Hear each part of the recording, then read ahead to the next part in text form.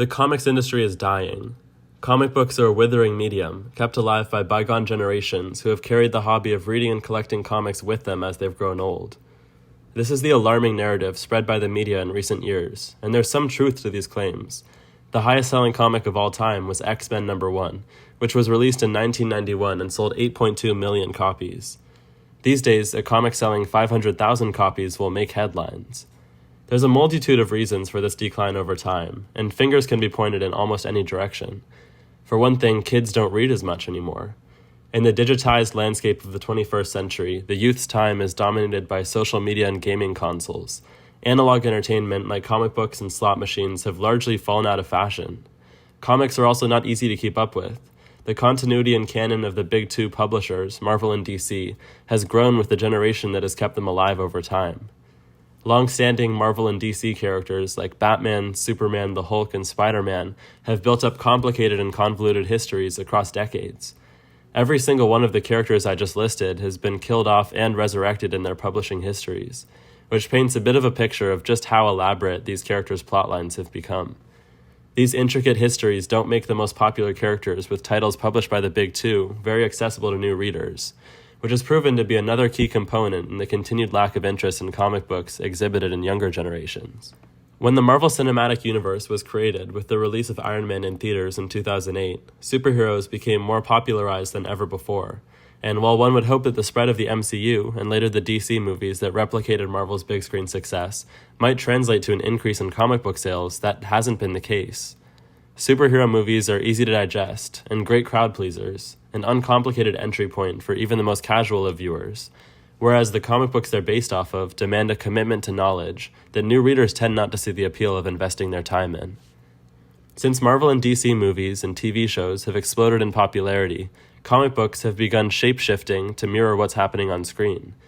Both publishers tend to relaunch a character series when there's a movie coming out about them, and push that character or team to the forefront of their narratives. In the Ms. Marvel show on Disney+, Kamala Khan was revealed to be a mutant, an element of her origin story that was never present in the comics.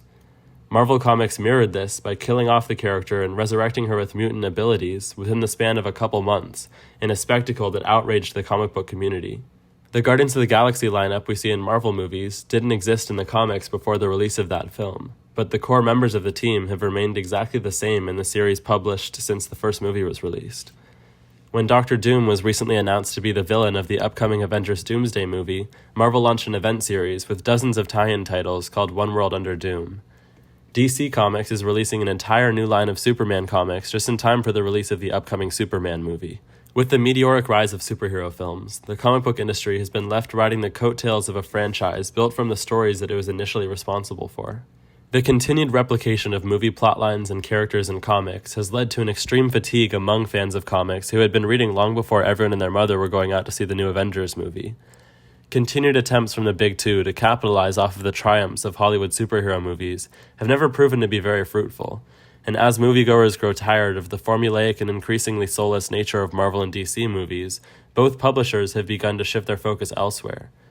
Today, the comic book industry finds itself in a bizarre place, with more of its characters being identifiable to the average person than ever, but those same characters being so deeply embroiled in their decades of convoluted history that that same average person struggles to find an interest in reading comics about the characters they've come to know on screen. It's become clear that the comic book industry has identified the shared fatigue between moviegoers and comic book fans over time, and a change has begun to occur.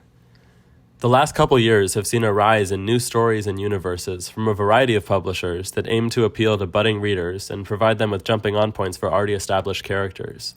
Marvel has recently relaunched their Ultimate line of comics. The original Ultimate Universe, which began with the release of Ultimate Spider-Man in the year 2000, was created to provide new and old fans alike with a fresh continuity and version of the Marvel Universe that they could go into blind.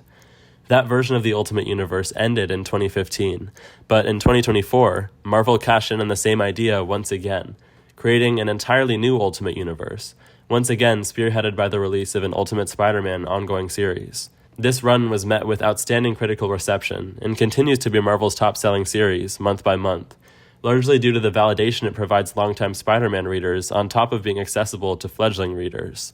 In the new Ultimate Universe, Peter Parker is a middle-aged man, married to Mary Jane with 2 kids, a stark contrast to the main Marvel Universe version of Peter, who Marvel editorial refuses to allow to mature, despite over 6 decades of character growth in history. The Ultimate Universe's extreme success inspired DC to follow suit, with the launch of their recently developed Absolute Universe. These series feature the most popular DC characters like Batman, Superman, Wonder Woman, and The Flash, in their most extreme and absolute incarnations in a new universe cut off from the tangled history of the ongoing main DC universe. Batman isn't a millionaire in this world, and his mother was never killed. Wonder Woman was raised in hell, and Superman comes to Earth as an adult. The trend of repurposing known characters in new universes extends beyond the big two.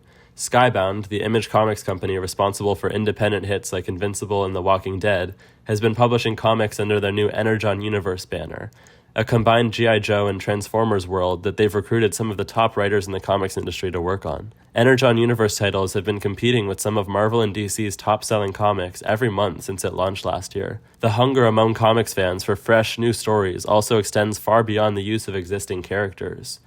Image Comics has recently been putting out titles under the Ghost Machine sub-imprint, a creator-owned amalgamation of brand new characters and shared universes that cover an impressive range of tones and genres. A new, completely independent comics imprint called Desultory was launched in 2023, breaking barriers in the comics industry by promoting top creators to produce magazine-format comic books with extended page counts. In these brand new universes, stakes feel much higher. The long-standing canon of Marvel and DC comics has made character deaths feel arbitrary. So few well-established Marvel or DC characters have died and stayed dead that fans know that they're being duped whenever a big character is killed off. On the contrary, Ultimate Spider-Man has already featured major character deaths and status quo shifts in just its first year of publication. The Energon Universe Transformers series has been praised by readers for its elevated stakes, a tension established in the very first issue published by an unexpected major character death. The kind of unabridged enjoyment that fans have always gotten out of standalone independent comics has made its way into the mainstream through the use of established characters thrown into completely untouched sandboxes. Nothing stays new forever, though. Eventually, the Ultimate Universe, created in 2024, will start to become as complicated in its continued history as the Ultimate Universe created in 2000 before it was discontinued. Interest in the absolute versions of DC characters will only be retained for so long, and eventually, the big two will have to go back to the drawing board. Nothing stays exciting forever, but right now, it feels like the comics industry is riding a high. Longtime readers are excited to be reading their favorite characters again, finally getting some of the plot points and progression they've been wanting for decades and haven't been able to get, from repeated cycles of death, resurrection, multiverse shenanigans, and reworks based on Hollywood adaptations. New readers have great jumping-on points available to them like never before, and new worlds like the Ultimate, Absolute, and Energon universes welcome younger readers with open arms. It feels like we're in the middle of a creative overhaul of the norm, and publishers are becoming more and more accepting of the fact that they'll need to think differently in order to reach wider and more eager audiences. It's a great time to be reading comic books.